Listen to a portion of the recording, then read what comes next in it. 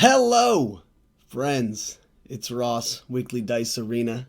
We're here. I got something special for you guys today because this is not my play style. This is not my normal gig. This is not our normal Tuesday 9 p.m. stream.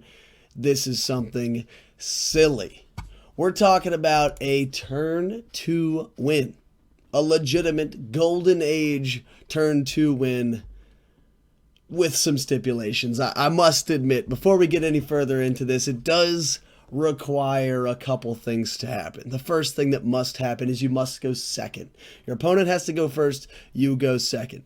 The second thing is your opponent must bring two cards, two global abilities that I need to use. Now, I will say that these two globals that are not on my team that need to be on the other opponent's team are very likely to be there. One is the Clayface Global, so we are bringing a Clayface. Our opponent also needs to bring Clayface so that we can use that global twice in one turn. I mean, freak, we only get 2 turns, folks. We gotta use everything we got. The other global is an energy fixer. Now, with the new advent of the Intellect Devourer, that would be a choice. I think we're going to see that a lot in competitive play.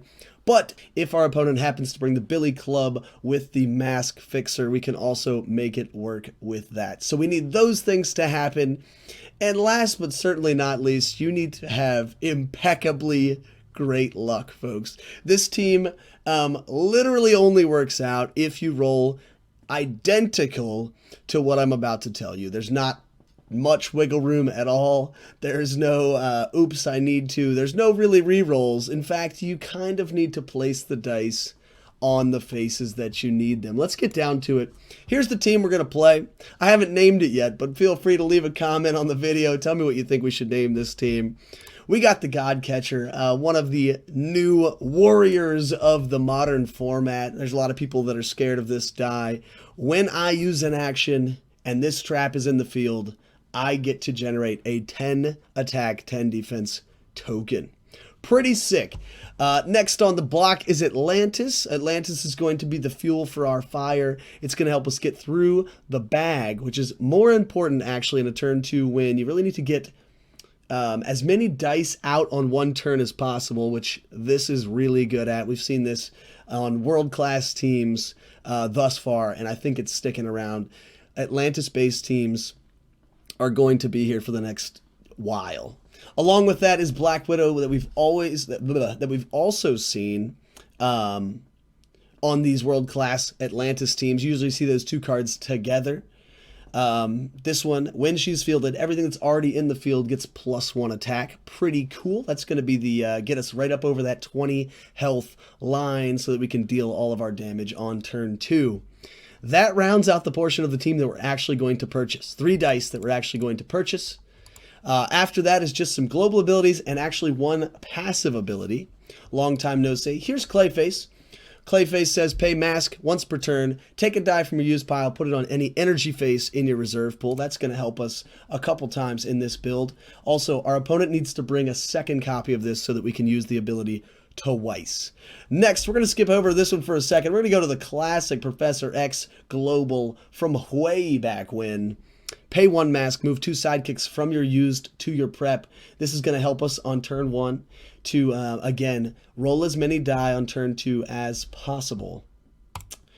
Next, Supreme Intelligence. Supreme Intelligence we're only using for the global. Pay 2 generic once per turn. Move a die with purchase cost 2 or less from your used pile to your prep area. Now, it's important that this is here because we need to move our Atlantis over.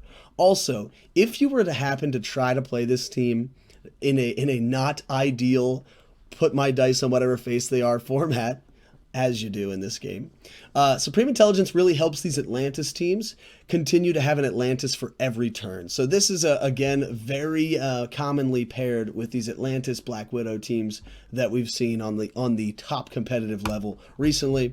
Last, we have the Acerac Global. Pay 1 generic once per turn. Re-roll target action die in your reserve pool. We're going to use that for some shenanigans. You guys might have seen some of that before, but we'll get to it in a minute. Now, we missed a pivotal piece to this build, and the piece that probably makes it as unlikely as possible. we are going to be using this passive global ability from Black Lantern Superman. It says, once per turn after your reroll, if you have at least one of each energy type in your reserve pool, gain 1 generic. So, in theory, you fine lucky folks out there, you're going to roll one of each type of energy on your first and second turn, which will grant us an extra energy. So we'll be able to spend 5 on each turn. Anybody have questions yet? It's going to get rowdy. Now, I will say, if you find that your local meta, well, first off, if you're going to play this team, you need to understand that it is less than ideal in terms of in a real game situation. There are not going to be times likely that you will activate Black Lantern Superman once, let alone on every turn of your game. Now, that being said, you could run this in, on a regular night. I will say if your local meta has maybe other players that are going to bring Professor X, you could bring, Intellect Devourer, covering one of those bases of my opponent must bring this sort of thing. So this is the base of the team I'm going to be using. If you can think of a way to refine it even further, please let me know. It's going to be great. Let's get into the gameplay. Wow! Here we are on the mat. We've got all of our dice we need here. We'll get to those in just a second. Let's start off at the beginning of the game. Again, I said that you must convince your opponent or otherwise luck into going second for this team to work. Let me walk you through it. Draw and roll 2. My opponent has already gone. I will say the last stipulation is that my opponent cannot field any sidekicks or characters on turn 1 or turn 2. Now, this used to be a more likely thing without the advent of the Becky Lynch Global, but these days I do feel like people are going to be fielding characters on turn 2. However, let's pretend that doesn't happen. So, my opponent has gone, they've spent their energy, they've passed to me. I draw 4, put them in the dice cup, of course. Oh my. And we roll them. Now, this wasn't my roll. You guys might have looked away for a second, but this is actually what I rolled. Now, thanks to the Black Lantern Superman, I also am going to get that 1 generic energy thanks to the passive ability. Since I have one of each energy type, I do get 1 generic for free. Now, we're off to the races, folks. It's going to be great. Turn 1, we're going to spend our shield and a generic on an Atlantis die. That goes into our used pile. Then we're going to pass turn. Now, this seems weird. Some of you are already thinking like, well, why isn't Becky Lynch on your team? Well, my friends, we only get 1 shield. We only get 1 shield. So if we're purchasing a shield character, we don't have the fuel for that energy. So my opponent goes. They obviously don't roll any sidekicks. They have not fielded any characters. They have lucked out, and they've officially lost the game because I'm rolling like a god.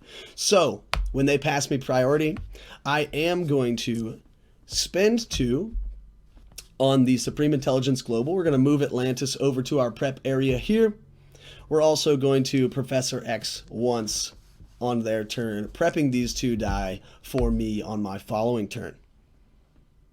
Then turn gets passed to me because, again, they don't have any characters. They're not attacking. Right, guys?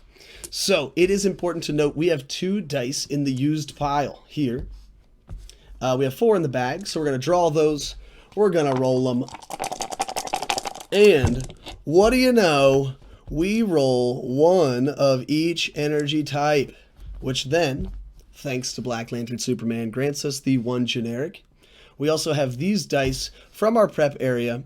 Let's pretend I shook these puppies up and I rolled them, and what would you look at that? And whammy, we've officially rolled everything for turn 2 that we need. 1 of each type of energy. We get our single generic thanks to the Black Lantern Superman, as always. We rolled 2 sidekicks and our Atlantis die. Now, friends, if you thought these dice rolls were way too specific, I will say that you can roll Atlantis on the double burst face, the no burst face, or the single burst face. That is the freedom that you have in this build. If you want to win on turn 2, you can look how much freedom you have. Now, let's get on to turn 2. Please remember, folks, we are going to use the Clayface Global that our opponent brought, as well as the Intellect Devourer Global that our opponent has on their team. So, wow, be ready for that when I Clayface twice on my turn. Here we go. First things first, we need to purchase Godcatcher. So we're going to take 3 energies, whammy. Any dice that you spend on your turn go into a transition zone that is situated at the top of your used pile.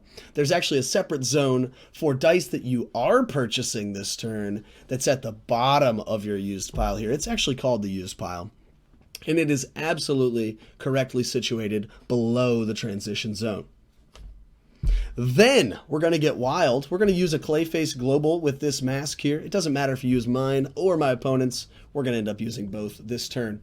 I pay a mask. It goes to transition. Godcatcher comes into my reserve on any energy face. Folks, you can choose any energy face you would like. How freeing, you know? This build is not specific at all. So then we're going to use our last remaining energy here as a generic energy for the Acererak Global. We're going to roll an action die in our reserve pool or field zone, which, bam, look at that. I didn't even need to move that one. It just rolled the way it's supposed to, guys. This is how easy winning on turn 2 is. So now Godcatcher Trap is in the field. It is loaded. It is ready for when I play an action. It will spawn a 10/10 token of doom. So without further ado, let's trigger Atlantis. When I play Atlantis, that triggers the trap. Ka-chow and Godcatcher, also known as Giant Kirby Amiibo, is now in the field. It is a 10/10. Wow. Also, since the effect of Atlantis is ongoing until the end of turn, every time that I every time that I field a sidekick, I will get to draw and roll 2 dice. Now, if you've been keeping a close track, my bag is empty currently. These 2 dice are the only dice in my used pile. Thus, they will be the only ones that get put in my bag to draw when I need to draw. So, field a sidekick, draw and roll 2 dice. My bag is empty, so I put these 2 in, I shake them up, and I roll them. And as per usual, I must get a fist. Now, you can get a question mark, you can get a fist, you can get any of the other energies. You cannot, however, roll a sidekick.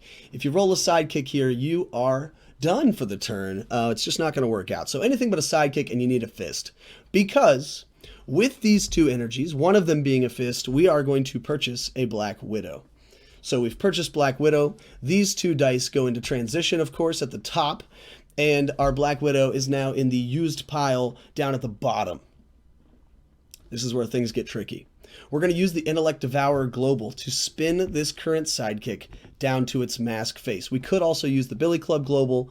Regardless, we're going to get a mask. Then we're going to use Clayface Global for the second time this turn. Whammy, that goes into transit. This die comes in on double fists. And we're going to use those 2 fists to purchase a second Black Widow.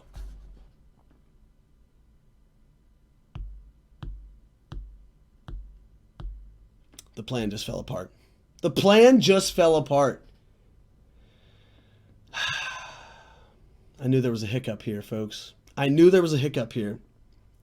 Yikes. Now, because I'm being so careful now when I'm filming this video, the 2 fists that I just spent on this Black Widow are going to go into transition. The problem with that is, in theory, what I wanted to do, let's pretend, I field this last sidekick, I draw, and I roll these 2 dice that I've just purchased. They come up on level 1 or level 2. They're free to field, and they have 2 attack. When you field the first, everything in the field gets +1 attack. That means Godcatcher goes to 11, Sidekick 2, Black Widow 2. Then I field the second one, whammy, Godcatcher 12, Sidekick 3, Black Widow 3, Black Widow 2, 2, 3, 3, 12. That equals 20, and there's the game on turn 2. We push it all forward, and our opponent has no characters to block because it's only turn 2. Surprise! However, now that we are here and I'm filming this in front of you, I've noticed the flaw in the plan. When we Clayface in this Black Widow, we want to spend these 2 energy to purchase another Black Widow. The sad part is there's only 1 Black Widow in our used pile. The other, since it has been spent as a purchase is in our transition zone. And the whole plan unravels. Yikes. So we'd field that last sidekick. We would draw and roll this one. And we get to push through for 2, 4, 11, 15 damage. No. No! How can I get this far into filming this video and realize that I've blown it? It seemed too good to be true. I thought I had it all figured out. But here I am, talking you guys through the difference between transition zone and use pile, and I just foil myself. Well, now it's your job. Community, help me. Dice fans out there. I've got a good idea here. We're really close. Somebody needs to help me tweak this. I'm a little bit ashamed, but at the same time, I'm sort of proud that I didn't actually publish this without knowing that it didn't work. I will say that I began this video with the full intent of this working awesome, and I was going to be just Dice Masters famous. Turn 2 bonkersness. We blew it. Well, folks, leave a comment. How would you fix this? How do you remedy this? And if you try it, bless your little heart. Let me know. I'm really excited to hear about it. Anywho, it's been fun filming it regardless. 15 damage on turn 2 is pretty good. But it wasn't the goal. It wasn't the goal. People, we'll see you next time. Our regular Tuesday night weekly Dice Masters Arena stream. Tuesday nights, 9 p.m. Eastern. Come play with us. It's a good time. Till next time, it's Ross, and we are out of here.